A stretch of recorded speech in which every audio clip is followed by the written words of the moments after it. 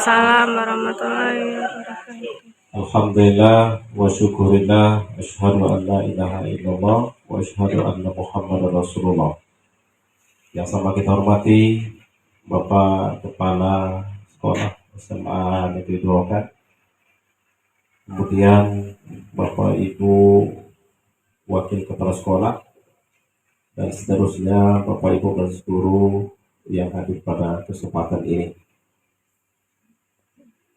Kembali kita bersyukur kepada Allah Subhanahu wa taala.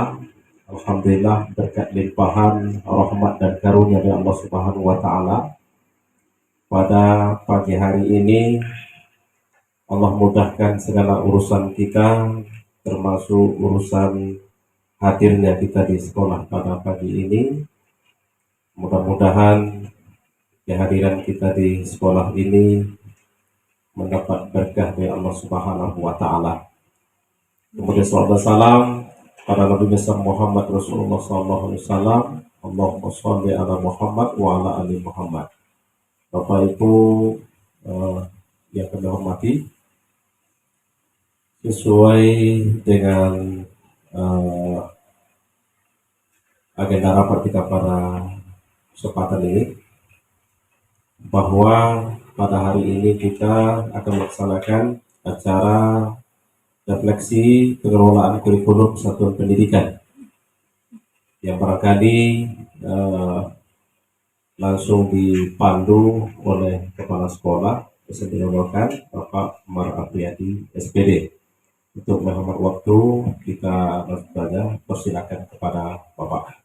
Demikian kami buat acara. Mohon maaf. Assalamualaikum warahmatullahi wabarakatuh.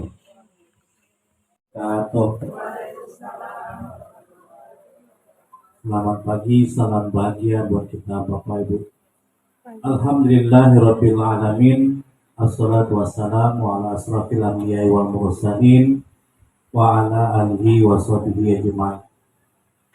Rasa syukur yang tiada hentinya kita ucapkan kepada Allah Subhanahu wa taala yang telah memberikan kita karunia berupa kesehatan dan kesempatan, sehingga pada hari ini kita masih bisa datang ke sekolah.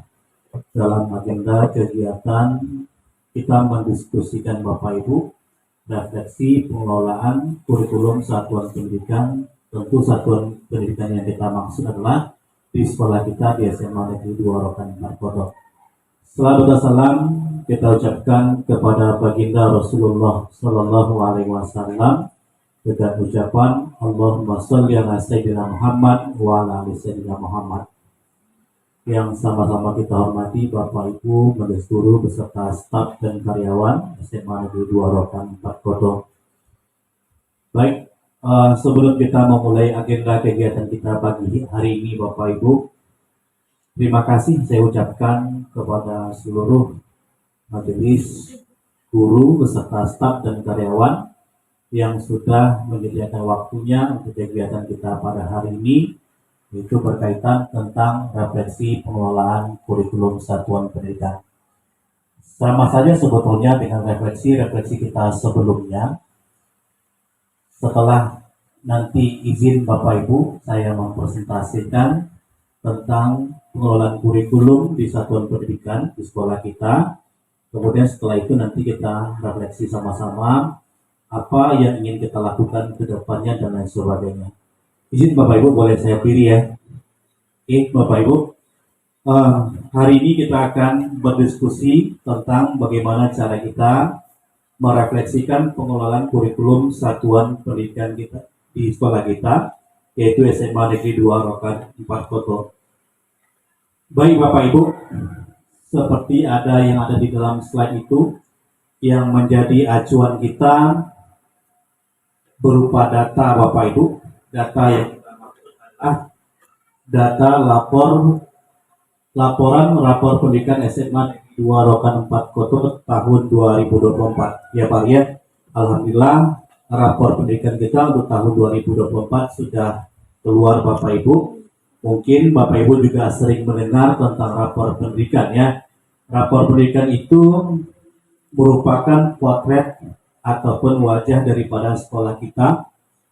Mungkin Bapak Ibu sering mendengar dan mengetahui Apa itu yang dimaksud dengan rapor pendidikan dan dari mana diperoleh rapor pendidikan tersebut? Rapor pendidikan itu bisa kita peroleh dari nilai asesmen nasional. Masih ingat Bapak Ibu ya? Asesmen nasional yang kita laksanakan tahun 2023. Tentu tahun 2023 keluarnya sebagai rapor tahun 2024. Dalam asesmen nasional itu pesertanya adalah siswa-siswi, diacak secara random Bapak Ibu. Bapak Ibu sering mendengar dalam asesmen nasional itu ada yang dikatakan sebagai literasi, ya Bapak Ibu ya. Literasi itu berarti membaca, ada yang dikatakan sebagai numerasi. Numerasi itu merupakan hitungan. Nah, yang perlu kita pahami bahwasanya literasi dan numerasi itu tanggung jawab kita bersama Bapak Ibu ya, yang sesuai dengan kurikulum kita Bapak Ibu, bahwasanya semua guru itu harus melibatkan peserta didiknya dalam kegiatan literasi dan numerasi Bapak Ibu. Kemudian ada yang kedua, ada yang namakan survei lingkungan belajar atau yang sering kita kenal dengan istilah apa Bapak Ibu? Masih ingat? Sulinggar, survei lingkungan belajar. Survei lingkungan belajar itu dilakukan oleh siswa dan juga dilakukan oleh guru Bapak Ibu ya. Bagaimana iklim sekolah kita, bagaimana kualitas pembelajaran sekolah kita, itu disurvei daripada lingkungan belajar. Data itu semuanya tersaji dalam rapor pendidikan. Itu yang maksud dengan rapor pendidikan dan bagaimana cara memperoleh nilai daripada rapor pendidikan. Dari mana lagi Bapak Ibu? Dari alumni kita Bapak Ibu. Ya, misalnya alumni kita itu tamat dari sekolah kita, lolos SNBP, maka itu akan meningkatkan kualitas rapor pendidikan sekolah kita Bapak Ibu. Semakin banyak murid kita yang lolos di SNBP maupun di sekolah kedinasan, maka itu akan memperbaiki daripada rapor pendidikan kita ke depannya Bapak Ibu. Dari mana lagi? Dari Dapodik. Ya Pak Arya, dari operator Dapodik, bagaimana kondisi sekolah kita, itu juga berpengaruh kepada nilai rapor pendidikan. Baik Bapak Ibu, itulah sebagai dasar acuan kita. Seperti mana kita ketahui, di sekolah kita menggunakan dua kurikulum Bapak Ibu ya. Di kelas 10 kita menggunakan kurikulum Merdeka, sementara di kelas 11 kita dan kelas 12 kita menggunakan kurikulum K13. Ya. Kalau untuk semester depan berarti di kelas 10 dan di kelas 11 kita sudah menggunakan kurikulum Merdeka Belajar, sementara di kelas 12 masih menggunakan K13. Mudah-mudahan setelah refleksi ini nantinya diharapkan ke depannya meningkatnya kualitas pembelajaran di sekolah kita Bapak Ibu. Makanya yang menjadi tujuan refleksi itu adalah pelaksanaan kurikulum satuan pendidikan yang berpusat pada peningkatan kualitas pembelajaran Bapak Ibu. Tetapi kita menggunakan data yang kita gunakan adalah rapor pendidikan tahun 2024. Bapak Ibu yang saya hormati, nah sekarang kita bicara masalah rapor pendidikan Bapak Ibu ya. Di dalam rapor pendidikan itu ada 6 indikator yang di asesmen Bapak Ibu atau yang dinilai ya. Apa saja indikatornya? Ada kemampuan literasi, kemudian ada kemampuan numerasi, yang ketiga ada yang dinamakan sebagai kualitas pembelajaran, yang keempat iklim kebinekaan, yang kelima iklim keamanan satuan pendidikan, yang terakhir adalah karakter. Kalau kita lihat Bapak Ibu, izin Bapak Ibu ya, ada berapa warna nih Bapak Ibu? Ada 2 warna. Ada yang berwarna hijau dan ada yang berwarna apa namanya? Warna oranye ya, atau warna kuning lah. Ya. Warna hijau itu menyatakan apa? Berarti menyatakan rapor pendidikan kita, indikator tersebut baik. Sementara yang warna oranye itu berdasarkan data yang kita dapatkan dari rapor pendidikan tahun 2024 itu adalah sedang. Ya, berarti ada dua indikator yang sedang, kemudian ada 4 indikator yang dalam kondisi baik. Sedang itu harus kita prioritaskan Bapak Ibu. Ya, artinya dari situlah nanti kita akan menganggarkan kegiatan yang berdasarkan rapor pendidikan kita yang berwarna oranye tersebut. Akan tetapi bukan berarti juga yang warna hijau itu nggak perlu ditingkatkan, perlu. Ya, jadi warna hijau maupun warna kuning itu sama-sama perlu ditingkatkan, tetapi yang paling kita prioritaskan yang dua itu adalah kemampuan numerasi dan kualitas pembelajaran. Dan kualitas pembelajaran itu berkaitan dengan pengelolaan kurikulum di sekolah kita, Bapak Ibu. Bisa diikuti Bapak Ibu? Ya, itu adalah berdasarkan daripada rapor pendidikan kita. Baik Bapak Ibu, saya lanjutkan sedikit lagi sebelum kita merefleksikan sama-sama. Ini adalah hasil rapor pendidikan kita Bapak Ibu. Jelas Bapak Ibu, kelihatan di belakang. Yang pertama kita lihat kemampuan literasi. Ternyata Bapak Ibu, di sekolah kita kemampuan literasi anak itu 73,33% peserta didik sudah mencapai kompetensi. Bagaimana kondisi literasi yang ada di sekolah kita? Nah, kalau kita bandingkan dengan tahun 2023, ternyata bagaimana Bapak Ibu? Apakah terjadi kenaikan atau penurunan? Terjadi kenaikan, bahkan 15,55% dibandingkan daripada tahun 2022. Ya, itu untuk literasi. Kemudian yang kita lanjutkan yang warna oranye tadi, kemampuan numerasi. Numerasi itu apa Bapak Ibu? Apa? Bilangan-bilangan. Tetapi seperti yang saya katakan tadi, numerasi itu bukan hanya tanggung jawab dari Pak Ari saja. Semua kita wajib memberikan pengetahuan dan pengertian kepada anak tentang kegiatan numerasi. Coba kita perhatikan kegiatan numerasi di sekolah kita, Bu. Bapak Ibu, baru berapa persen? 66,7% peserta didik kita sudah mencapai kompetensi. Tapi dia perlu ditingkatkan lagi. Dia sedang. Ya. Tetapi alhamdulillah kalau kita bandingkan dengan tahun sebelumnya, bagaimana kondisinya? Juga naik. Berapa naiknya? 15,56%. Naik dibandingkan daripada tahun sebelumnya. Nanti Bapak Ibu silahkan buka rapor pendidikan sekolah kita. Ya, kita ansur-ansur. Lihat rapor pendidikan kita dan sesuaikan metode pembelajaran kita berdasarkan rapor pendidikan kita Bapak Ibu. Semuanya itu tercantum dalam rapor pendidikan. Itu baru 2 indikator. Indikator berikutnya, apalagi dia? Karakter. Warna apa Bapak Ibu? Karakter kita? Baik ya, warna hijau. Karakter ini diperoleh dari mana? Diperoleh dari isian survei lingkungan belajar. Kalau literasi dan numerasi itu dari asesmen nasional. Kalau dia karakter itu kita peroleh daripada Sulinjar.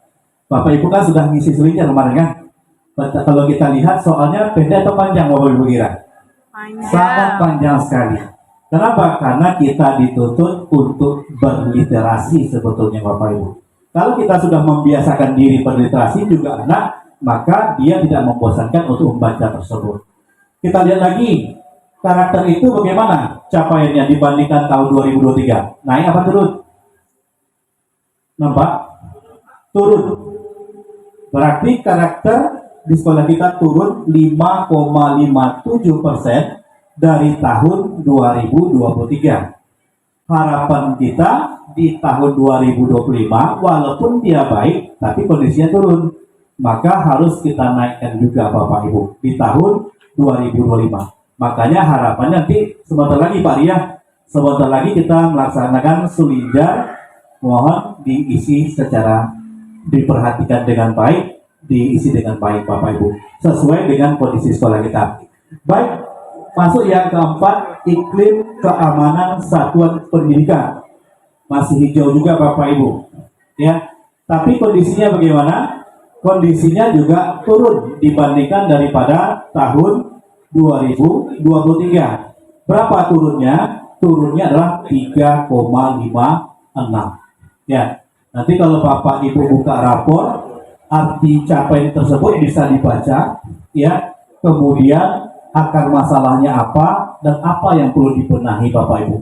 Semuanya itu sudah tercantum dalam rapor pendidikan. Oke, kita lanjutkan lagi. Dua lagi, iklim kebinekaan. Nilainya juga baik. Kalau kita bandingkan daripada tahun 2023, bagaimana capaiannya? Capaiannya juga naik. Berapa naiknya? Adalah 4,49. Dan kemudian yang terakhir, yang kita lihat yang berwarna oranye tadi, yaitu adalah kualitas pembelajaran. Berarti kalau kualitas pembelajaran berkaitan dengan tugas kita sebagai seorang guru. Makanya kemarin kita sudah melaksanakan observasi kelas. Itu dalam rangka meningkatkan kualitas pembelajaran. Dari observasi kelas, Bapak Ibu sudah melakukan refleksi, ya kan? Setelah melakukan refleksi, kita ada yang namakan sebagai tindak lanjut. Tindak lanjut ada dua yang kita buat kemarin, ada kegiatan in-house training, pembelajaran berdiferensiasi, kemudian ada kegiatan workshop, peningkatan motivasi belajar anak dengan inovasi belajar menggunakan Canva, bahkan menggunakan daripada AI Bapak Ibu. Ya, itulah dia yang perlu kita perhatikan, kualitas pembelajaran kita, dan bahkan dia turun dibandingkan daripada tahun 2023. Jangan sampai tahun 2025 zaman Pak Mar turun lagi, ya kan? Berarti salah satu yang andil ikut menurunkan dari berarti adalah kepala sekolah. Tapi harapan kita bersama, tentulah kualitas pembelajaran kita semakin baik ke depannya. Ya, ada yang mau direfleksikan, Pak Ari? Terima kasih kepada Bapak Kepala Sekolah yang telah memberikan kesempatan. Dalam melakukan penilaian untuk rapor pendidikan ini, nampaknya di situ ada nilai-nilai persen gitu. Yeah. Jadi ketika mengisi nanti, ada nggak kriterianya? Kriteria kenapa sih dapat nilai baik, atau kriterianya dapat nilai sedang atau rendah gitu. Itu pertama. Kemudian saya tengok itu di catatan di bawah itu, di situ ada pembandingan sepertinya Pak.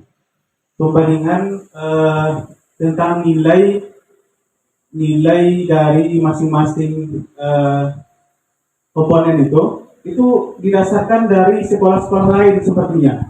Contoh itu seperti di kemampuan berhasil itu peringkat menengah seprovinsi. Nah, kemudian ada ya langkah baiknya Pak menurut saya, ada nggak kriteria penilaiannya sehingga nanti ketika kami menjawab ketika NBK atau sulinjar nanti sudah terarah dalam jawabannya itu. Terima kasih. Pertanyaan pertama dengan yang kedua, ya. Bagaimana kriteria untuk mencapai nilai baik, ya kan? Bagaimana sedang, bahkan bagaimana yang buruk ataupun kurang, Bapak Ibu. Nah, dalam rapor pendidikan, Bapak Ibu bisa buka nantinya, ya. Nilai rata-rata itu ada nilai rata-rata provinsi dan ada nilai rata-rata nasional. Ya, sekolah kita dikatakan baik kalau kita bandingkan dengan rata-rata provinsi ataupun rata-rata nasional. Kalau dia di atas rata-rata nasional, maka boleh dia dikategorikan sebagai baik. Kalau kita lihat persentasenya, di sini 73,33%, dia sudah dikatakan dalam kondisi baik. Ya, tergantung daripada rata-rata provinsi literasinya. Bapak Ibu nggak usah khawatir Bapak Ibu ya, nggak perlu juga anak didik itu kita kondisikan, nggak perlu. Kenapa? Rapor pendidikan itu menunjukkan potret pendidikan yang ada di sekolah kita Bapak Ibu. Ya, makanya kita setelah melihat rapor itu harus kita buat program Bapak Ibu. Misalnya kita bikin program setiap paginya berliterasi. Kalau kita lihat di sekolah kita, alhamdulillah kan sudah ada literasinya, tapi masih mungkin pembacaan ayat suci Al-Quran. Literasi yang bersifat umum, nah itulah yang kita ingin kembangkan ke depannya. Itu pertanyaan pertama Pak Arya. Yang pertanyaan kedua berkaitan apa tadi? Kriterianya. Ya, bersama dengan yang pertama tadi ya. Kalau kita lihat, kalau sudah 70 ke atas atau di atas rata-rata daripada nasional, coba kita lihat, perhatikan Bapak Ibu, peringkat menengah 41 sampai 60% di provinsi Anda. Sementara peringkat nasional atas 21 sampai 40% Bapak Ibu. Ya. Jadi dibandingkan daripada rata-rata rapor pendidikan tingkat provinsi dan nilai rata-rata rapor tingkat nasional. Ya. Itu Pak ya. Yang menjadi masalah itu Pak, kadang-kadang ketika kita mengisi itu Pak, nah, mengisi itu kan ada beberapa jawaban itu Pak. Ya. Nah itu yang sulit Pak kadang-kadang Pak. Manakah dia yang udah kategori baik atau apa? Jangan-jangan yang kita pilih itu termasuk kategori rendah gitu. Berarti Pak Ari ini jujur orangnya Bapak Ibu. Berarti jujur dia merefleksi dirinya sendiri ketika dia mengisi survei lingkungan belajar. Mungkin dikarenakan panjang soalnya, ya kan, boleh kita jujur Bapak Ibu ya. Mungkin tak dilihat soalnya, langsung kita klik jawabannya. Akhirnya apa? Dampaknya ke rapor satuan pendidikan sekolah kita. Makanya kalau kita harapkan ke depannya Bapak Ibu, soal itu kita baca dengan baik-baik, kemudian kita padukan dengan kondisi real sekolah kita. Gak perlu kita mengada-ada. Contoh misalnya ya, kepala sekolah pernah melaksanakan observasi kelas. Contoh sederhana. Nah, Bapak Ibu samakan dengan kondisi di lapangan. Kalau memang kepala sekolah tak pernah melaksanakan observasi kelas, berarti nggak perlu dibuat. Makanya nggak perlu juga pencitraan pendidikan. Ternyata banyak sekolah-sekolahnya, bukan sekolah kita, sekolahnya berlomba-lomba untuk rapor pada dengan isi yang. Jadi hanya dengan Bapak Ibu itu cara anaknya, tidak dipilihnya yang pintar-pintar saja. Ya Bapak Ibu ya, tidak dipilihnya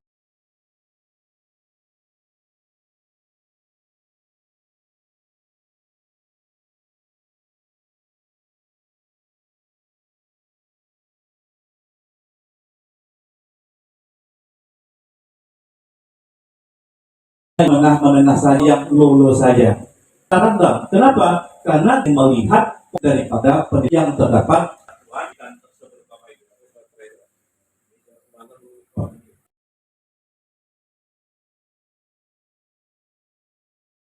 umpamanya kan, karena dia sakit hati nggak pernah katakan gitu ya. Tapi di sekolah kita nggak ada Bapak Ibu ya. Artinya kita objektif Bapak Ibu. Memang biasanya di satuan pendidikan itu berlomba-lomba meningkatkan kualitas daripada nilai rapor pendidikannya, karena ada rewardnya Bapak Ibu. Rewardnya adalah mendapatkan BOSP kinerja Bapak Ibu. Makanya sekolah-sekolah yang mengalami kenaikan rapor pendidikan secara signifikan, maka diberikan reward dari kementerian Bapak Ibu. Oke, ada lagi yang mau direfleksikan, yang perlu kita diskusikan Bapak Ibu, silakan. Pada kami, kebiasaan ya, kepada saya. Tadi yang dipertanyakan Bapak Ari itu adalah kemampuan literasi dan kemampuan numerasi, atau memang untuk kita sebagai guru tentu nanti harus belajar di bawah. Yang mau saya refleksi itu adalah kemampuan numerasi dan literasi ini adalah khusus untuk peserta didik kita, dan penilaiannya itu diambil dari asesmen. Karena kami sendiri sering di lapangan mengamati ketika peserta saya lagi yang umum. Waktu saya pengalaman ya Pak ya, waktu saya tes guru penggerak, waktu wawancara, saya juga disasar untuk mengatakan saya, karena saya sampaikan itu kebiasaan saya Pak, menghindari pakai kami. Iya, kalau kami berarti tidak sendiri, itu bukan pekerjaannya saya gitu, bersama gitu. Jadi kemampuan saya sendiri waktu itu di lapangan, memang contoh seperti yang Bapak sampaikan tadi, itu hari pertama itu ujian literasi. Kami di dalam situ meminta sama anak terus baca soal anak ya, baca soal. Mungkin alhamdulillah dengan keadaan itu yang untuk kemampuan untuk asesmen nasional literasinya mungkin anak-anak kita bisa jawab. Sementara yang numerasi, ya setiap soal itu mau itu bidang matematika, nanti bidang ekonomi yang lain itu ada soal numerasinya. Kalau kami di ekonomi itu tabel, itu disuruh anak baca angka dan menganalisisnya. Jadi mungkin yang perlu kita refleksi untuk kedepannya, mungkin kita coba juga memberikan pemahaman atau soal-soal kepada anak-anak kita yang berhubungan dengan numerasi ini. Karena saya pantau, itu anak-anak peserta didik kita tuh udah soal yang seperti itu, udah nggak memperhatikan soal lagi, jawabannya asalan lagi. Karena yang ini seperti sampaikan Bapak Kepala Sekolah kita tadi, literasi dan numerasi ini adalah hasil asesmen siswa peserta didik kita. Mungkin dari Sulinjar tadi, alhamdulillah kita udah baik, peningkatan juga tadi Pak ya. Cuma mungkin mohon untuk yang Sulinjarnya mungkin Pak ada kita yang kuning ya. Kualitas pembelajaran dan yang lainnya. Cuma harapan kami yang tadi Pak refleksi siswa yang numerasi itu betul-betul kita sebagai guru merancang, membiasakan siswa untuk membaca angka-angka yang selama ini kita kayak kami di akuntansi untuk suruh membaca angka jutaan atau miliaran rupiah aja, anak-anak kadang menulisnya pun juga gagal.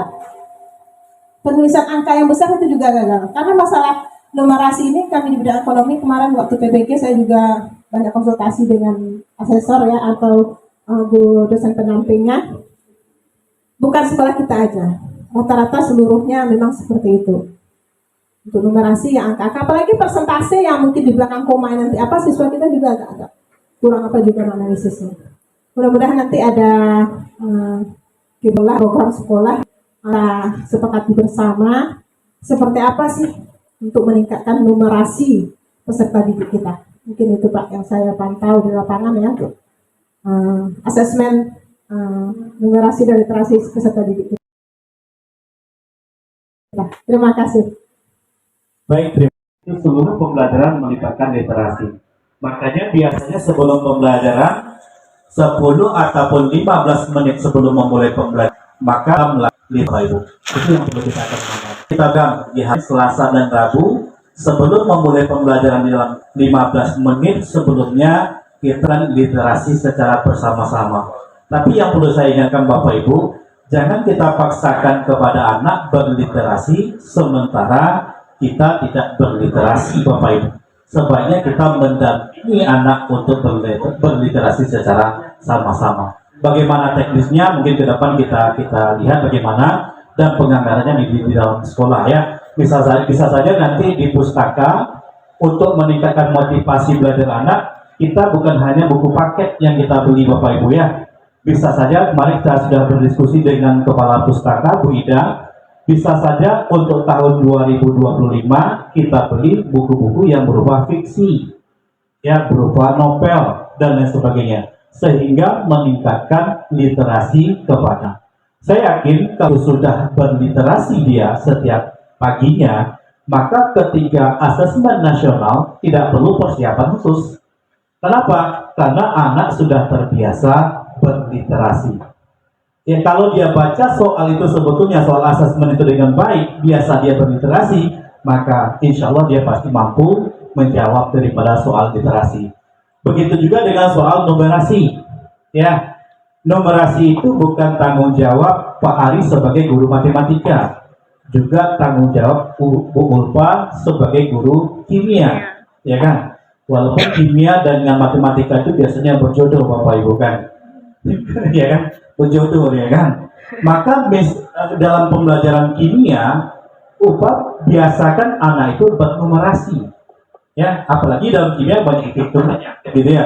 Sama yang dikatakan Bu Upah tadi, dalam ekonomi juga seperti itu, dalam sejarah juga kita bisa bernumerasi, dalam bahasa Indonesia juga bisa bernumerasi. Jadi harapannya ke depan kita melakukan persiapan literasi dan numerasi itu bukan 1 minggu sebelum kegiatan asesmen. Yang terjadi selama ini kan gitu ya, kita refleksi sama-sama aja Bapak Ibu ya. Misalnya 1 minggu sebelum asesmen nasional, siswa-siswi dikumpulkan, bahkan semacam dileskan anak itu kan gitu ya, dari guru bahasa Indonesia dan guru lainnya kan gitu ya. Di tempat di situ biasakan berliterasi, bukan seperti itu maksudnya. Lebih tepatnya dalam proses pembelajaran Bapak Ibu. Baik, itu yang dari Bu Upah ya. Mudah-mudahan tadi harapan Bu Upah kita membuat program kedepannya di tahun pelajaran 2024 dan 2025, dan kita anggarkan dari sekolah kita berdasarkan dana pos dan dana posda. Ada lagi Bapak Ibu yang ingin merefleksi?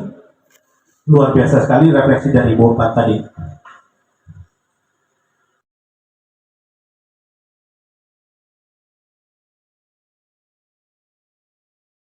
Oke Bapak Ibu, sebagai tambahan saja, dalam rapor pendidikan ini berbeda dengan EDS Bapak Ibu.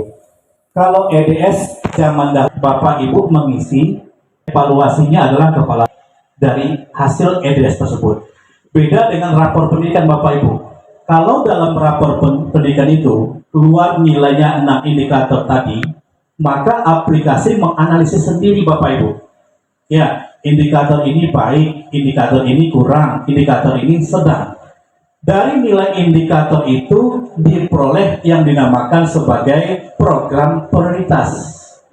Contoh misalnya gini Bapak Ibu, kita kurang dalam kualitas pembelajaran. Kalau kita kurang dalam kualitas pembelajaran, maka kita akan susun RKT secara bersama-sama. Bagaimana cara meningkatkan kualitas pembelajaran di sekolah kita. Itu yang dikenal dengan sebagai PBD, perencanaan berbasis data. Jadi sudah ada program prioritasnya, kita buat RKT-nya, barulah muncul yang dinamakan sebagai RKAS ataupun ARKAS. Ya, makanya sering saya katakan dari sebelumnya, kedepannya insya Allah di tahun 2025 harapan kita perencanaan itu betul-betul berdasarkan perencanaan berbasis data. Kita buat susun RKTS-nya secara bersama-sama. Dari mana kita peroleh RKTS itu? Dari program prioritas yang ada dalam satuan pendidikan, dari rapor pendidikannya. Setelah kita susun RKTS, ada yang dinamakan sebagai RKS dan ARKAS. Oke, mungkin karena keterbatasan waktu kita, hapus dulu kita bersama Bapak Ibu. Mudah-mudahan dari refleksi kita sama-sama diharapkan kualitas pembelajaran kita lebih baik ke depannya. Amin ya rabbal alamin. Jazakallahu khairan. Assalamualaikum warahmatullahi wabarakatuh.